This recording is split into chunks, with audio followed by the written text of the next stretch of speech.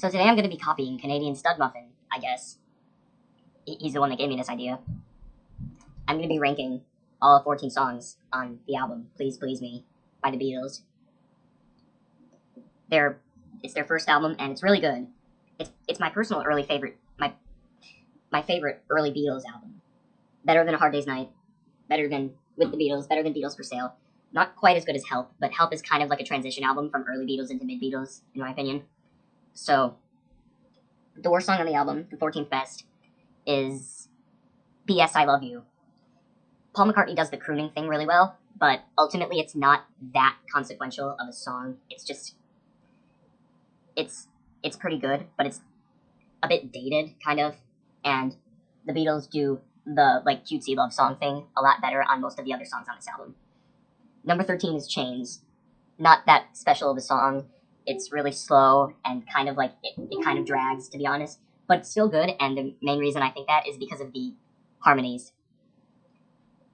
They were already doing great with that so early on in their career.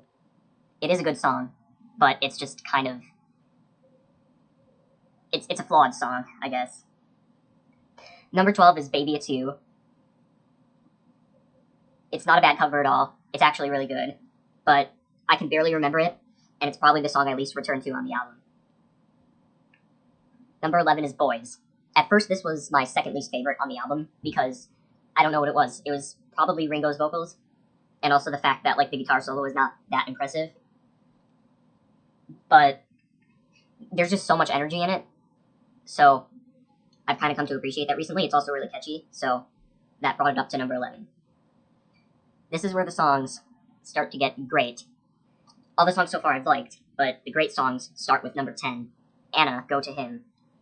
I'm not a huge fan of the guitar riff, but everything else is good. Number 9 is Do You Want to Know a Secret? I like George Harrison's voice. It sounds a bit robotic. It sounded a bit robotic in the early years, I guess. But, yeah, I really like George Harrison's voice. And the song is cute. It's not, like, structurally it's not that great, but those other things make up for it, definitely. Number 8 is Love Me Do. I did not like this song for the longest amount of time, and I still do not like the lyrics, because there's literally only like 19 words in the entire song. And that's not inherently a bad thing, hence why the song grew on me. It just has this like folk vibe that I think works really well for the song, even if it is a bit slow-paced. Number 7 is A Taste of Honey. This is usually called the worst song on the album, or the worst song on one of the worst songs on the album. It's tied for the lowest rated track on RYM on this album. But, in my opinion, that isn't really deserved, because the way that they use reverb on this song is very intoxicating in a way. It is a slow song, which means that it's not the Beatles at their best, because they were best in their early years making upbeat songs about, like, love and stuff. But Paul McCartney does good on the vocals, and the reverb is kind of special. It feels like some sort of like proto-indie in a way, I guess, even though it's actually like a cover of another song. Number 6 is I Saw Her Standing There. Most people would probably have this higher than I do, but I don't really have any particular problems with it. It's just not, I just don't adore it like I do the top 5 songs on here.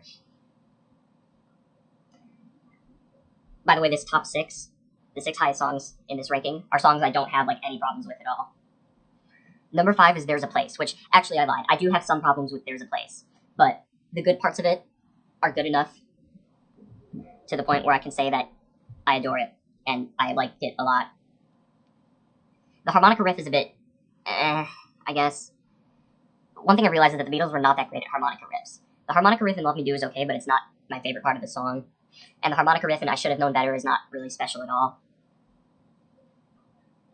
But in There's a Place, it's not that great, but it's okay. The lyrics are really good. John and Paul doing the, like, unison vocal thing, harmony vocals, is always, like, the best part of early Beatles songs. And that's why There's a Place is my 5th favorite song on the album. My 4th favorite song on the album is one that I don't think many people like. Ask Me Why. It's just, the harmonies are really good. They do like this group harmony thing. But the reason it's not higher for me is because it is very, very cheesy. Like when they go, I love you, woo, woo, woo, woo. It just sounds like, it just, like, I know the Beatles, like, did this, like, love song thing a lot early on, but here it's a bit excessive in that regard. But the harmonies are really good. The middle 8 is really good, too, with the augmented chord. And it's just a cute song overall, even if it is a bit excessive in its cuteness sometimes. The third best song on the album is Misery. I really like Misery. I don't know why this song doesn't really get talked about, maybe because it wasn't a single. But it's really good. The melody is really good. It's short and succinct. It's less than 2 minutes long, but it doesn't really need to be any longer than 2 minutes because it makes the best use of its time. Another special thing about the song is the Baroque music influences in the descending piano riff in the song. It's a piano sped up to sound like a harpsichord, which is also a thing that happens on In My Life. So yeah, that's an interesting thing. Misery is kind of a precursor to one of the Beatles' masterpieces in that sense. Number 2 is Twist and Shout. What an amazing cover. John Lennon just kills the vocals. And if anything, the fact that he had a cold on the night that the album was recorded makes it more enjoyable, because it's like inspired. It's probably not like that big of a feat to like be able to sing while you have a cold. I was gonna compare it to Through the Wire by Kanye West, but like rapping with your jaw wired is like a million times less doable than singing with a cold. So yeah, but it's still a really good vocal performance. The song has tons of energy. It's the Beatles' most famous cover song for a reason. Number 1 is Please Please Me. This might be my favorite Beatles song, to be honest. Better than Strawberry Fields Forever. Better than A Day in the Life. Better than While My Guitar Gently Weeps. Better than Come Together. Better than Let It Be. It's definitely better than all those songs. There's a few that it might not be better than. But yeah, it's definitely in my top 3 favorite Beatles songs. Basically every second of it is perfect. The opening harmonica riff is perfect. Like, I know I said the Beatles were not that great at harmonica riffs, but this song is the exception. It's such a great riff. What else is there to say about this song? It's just amazing. It has the same amount of energy as Twist and Shout,